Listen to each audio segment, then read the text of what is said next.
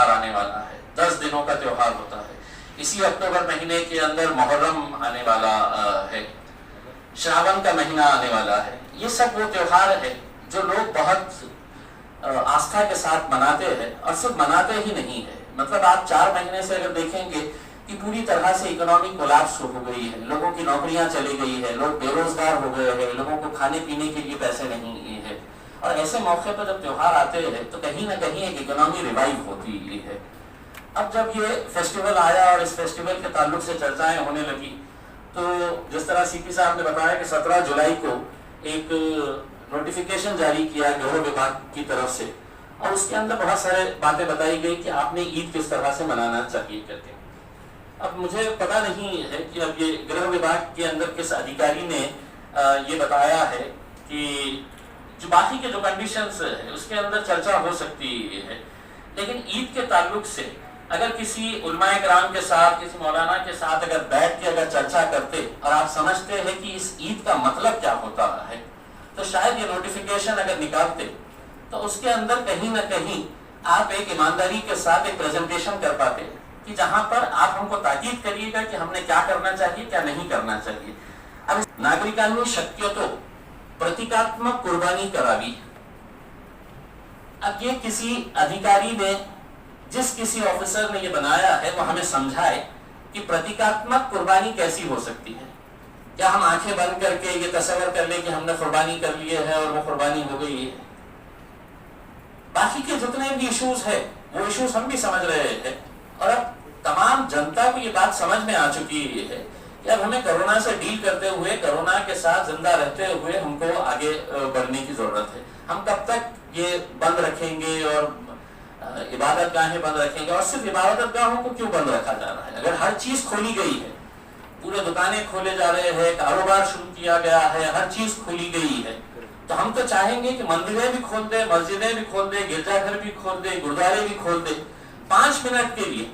किसी भी इंसान जब अपने धार्मिक स्थल को जाता है तो मेरे हिसाब से 5 से 7 मिनट, अगर मस्जिदों की अगर हम बात करें, अगर हमसे फर्ज नमाजों की अगर हम बात करते हैं तो 7 मिनट 8 मिनट से ज्यादा का वक्त लगता नहीं है।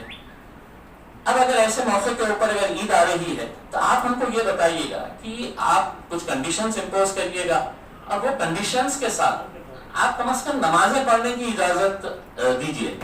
और ऐसा है कि हमने रमजान ईद के अंदर पूरी आपकी तायीद की, पूरे आपके साथ फॉलो करते हुए हमने रमजान ईद को निकाला है। अब सभी फेस्टिवल्स को देखते हुए हम ये चाहेंगे कि सरकार, जैसा मौलाना मदनी साहब ने बताया है, मौलाना इलियास फलाही साहब ने जो बातें बताई है, हम पूरी तरह से उसकी तायीद करते हैं कि ऑनलाइन के ताल्लुक से ये है कि जो लोग खरीदना चाहे वो खरीदे ऑनलाइन, लेकिन अगर आज ही से अगर हम ये तय कर ले कि हम औरंगाबाद के अंदर 6-8 ऐसे बड़े मैदान जो है जहां पर हम जानवरों का बाजार भरा सकते हैं, वो हम खुद रखेंगे, और हमारे पूरे वॉलंटियर्स ये ख्याल रखेंगे, औरंगाबाद शहर के नौजवान इसकी ख्याल रखेंगे कि पूरा सोशल डिस्टेंसिंग मेंटेन रखते हुए, ताकि अगर ये फैसला अगर लेट अगर होगा तो कहीं ना कहीं लोगों के अंदर बेचैनी रहेंगी। आज अगर इसको हम इम्प्लीमेंट करते हैं कि कल से है तो हम इस तरह के काम को आगे बढ़ाने वाले हैं, तो हो सकता है कि इसका इम्प्लीमेंटेशन बहुत अच्छे तरीके से, ना तो पुलिस वालों को दिक्कत आएगी और ना पब्लिक को दिक्कत आएगी। दूसरी बात जिया भाई आपने भी जो कही है कि नमाजों के ताल्लुक से, ये नमाज जैसा सभी उलमाए किराम, ये नहीं है कि ये किसी हमने ये इसका ये किया है, सभी उलमाए किराम का ये कहना है, मौलाना लोगों का, कि ये नमाज आपको मस्जिद के अंदर अदा करनी है। अब आपकी कंडीशंस के साथ, अब हमने कनाडा का एक वीडियो देखे है जहां पर मस्जिद के अंदर सौ से लोग मौजूद हैं, लेकिन एक डिस्टेंस मेंटेन कर रहे हैं। और डिस्टेंस कैसा मेंटेन कर रहे हैं? नमाज पढ़ते वक्त भी एक ऐसी सोच है कि हम कांधे से कांधा लगाकर खड़े रहेंगे तो फिर ये होगा कि ये लोग दिखाएंगे मीडिया वाले की देखिए सोशल डिस्टेंसिंग की फज्जा उड़ा दिया गया है करके उसमें। तो वो डिस्टेंसिंग को मेंटेन करते हुए कि हम लोग 1 गज की दूरी रखते हुए हम लोग खड़े रह के वो नमाज भी अदा की जा सकती है। मौलाना लोगों ने भी उसकी तायीद की है कि ये सब काम किए जा सकते हैं। और सिर्फ ईद तक की बात नहीं है, अब यह है कि 4 महीने लोगों ने अपने घर के अंदर गुजारे हैं, अब थोड़ी अपनी इबादत गाहों के अंदर गुजारने के लिए अब हम तो चाहेंगे कि 31 तारीख के बाद से लगातार आप तमाम इबादत गाहों को खोलने का तो एक प्रस्ताव सरकार के पास कर दीजिएगा और ये कहिएगा कि औरंगाबाद की जनता की ये आवाज है कि वो चाहते हैं कि पूरी इबादत गाहें खोल दी जाए, चाहे वो किसी भी धर्म से ताल्लुक रखने वाले हो। एक साहब ने बिल्कुल सही बताया है कि कुर्बानी के ताल्लुक से ऐसा नहीं है कि हम लोग ये कह रहे हैं कि हमको सिर्फ कुर्बानी करने के लिए दिया जाए ताकि उसका जो भी मटन आया है वो हम लोग खाते हैं। दीनी एतबार से अगर देखा जाए तो सीपी साहब, जब एक जानवर काटा जाता है, ज़िबा किया जाता है, तो उसके 3 हिस्से किए जाते हैं और ये कंपल्सरी होता है कि उसका एक हिस्सा जो है वो गरीब लोगों तक जाना चाहिए, वो कंपल्सरी होता है। अब ऐसे मौके के ऊपर जहां गरीबों के पास खाने की दिक्कतें हैं, हम ये कह रहे हैं कि इम्यूनिटी बढ़ाने के लिए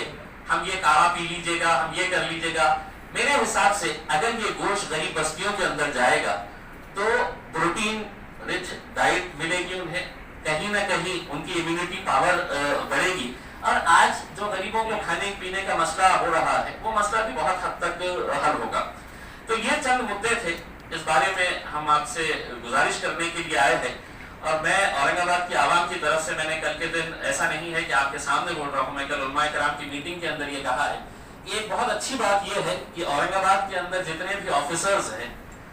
ये ऑफिसर्स बहुत ही मतलब एक फ्रेंडली नेचर रखने वाले हैं, लोगों को अप्रोच करने वाले ऑफिसर है और उसके अंदर सीपी साहब, चिरंजीव प्रसाद साहब का मैंने खुद ने जिक्र किया है कि वो लोगों को अप्रोच करते हैं, लोगों को सुनते हैं, अंडरस्टैंड करते हैं। इसीलिए हम सबसे पहले आपके पास आए हैं और ये उम्मीद करते हैं कि आप हमारी आवाज सरकार तक पहुंचाएंगे और ये आवाज अगर सरकार अगर नहीं लेती है तो कहीं ना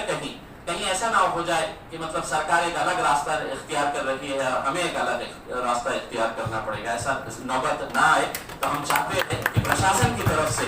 ये साफ हो जाए कि मतलब ईद और आने वाले सभी त्योहार हम अच्छी तरीके से मिलजुल कर साथ में मिलकर मनाए, पुलिस वालों का भी। और हम तो ये कहेंगे कि ईद के दिन हम सीपी साहब ये गवाही देते हैं आपको, इन तमाम लोगों की तरफ से, कि आपका पुलिस डिपार्टमेंट भी उस दिन ईद मनाना चाहिए। सारी जिम्मेदारी जो है वो औरंगाबाद के आवाम उठाएंगे, चाहे वो मस्जिदों में हो, कुर्बानी के मसला हो, जितना भी हो, ये पूरी आवाम अपने तौर के ऊपर उठाएंगे। बस यही कुछ हमारे इंतजार थे आपसे और उम्मीद करते हैं कि आप इसको, हमारी पूरी आवाम की जो सोच है उसको आप कहीं ना कहीं एक आवाज देकर उसको